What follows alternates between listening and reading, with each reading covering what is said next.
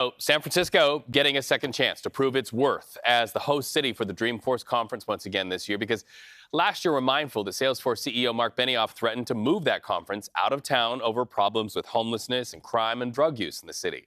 This year, those issues remain top of mind for the 45,000 visitors that will leave town. And when they do, they'll continue to tell the story about San Francisco, not only in the United States, but also internationally.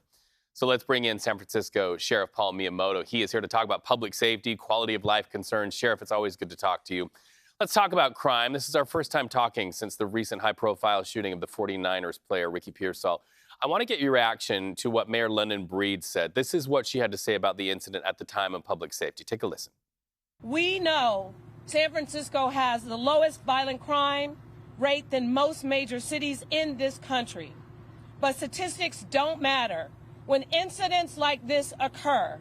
What matters is supporting the victim and holding those accountable who break our laws and endanger the lives of others. Security, but in another soundbite I heard the day after this happened, she said, even though violent crime is down in San Francisco, if people don't feel safe, then that is a problem.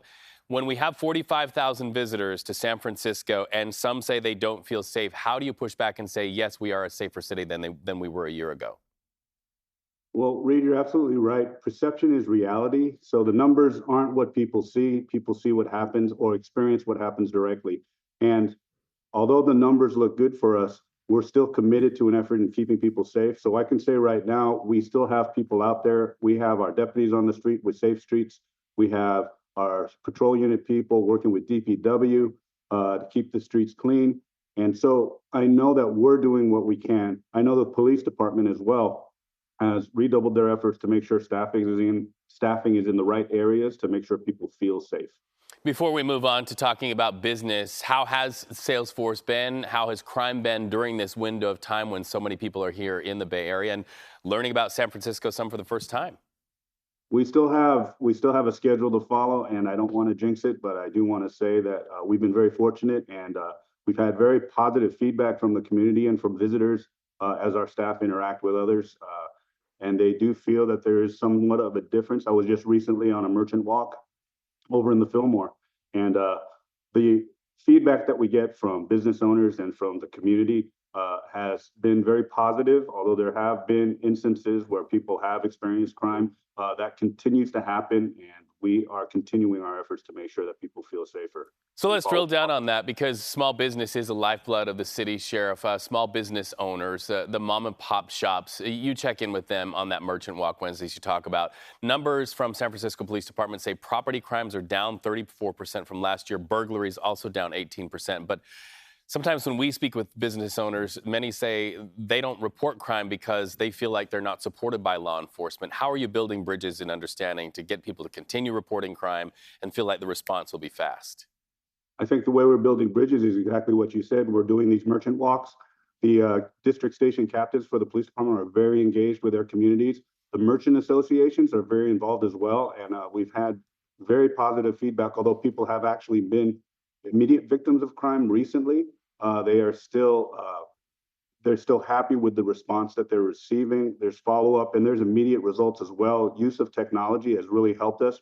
Recently, one of the stores on Fillmore Street had been robbed, and with the use of the automated license plate readers that we have in place, we were actually able to track down that car, and the police department was able to arrest the individuals that were involved and recover all the merchandise.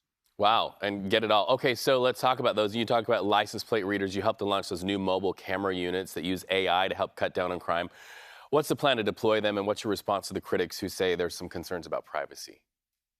Well, I would say that the cameras act as a multiplier for us, and so they would be watching exactly what officers or deputies on the street would be watching in terms of the privacy issues.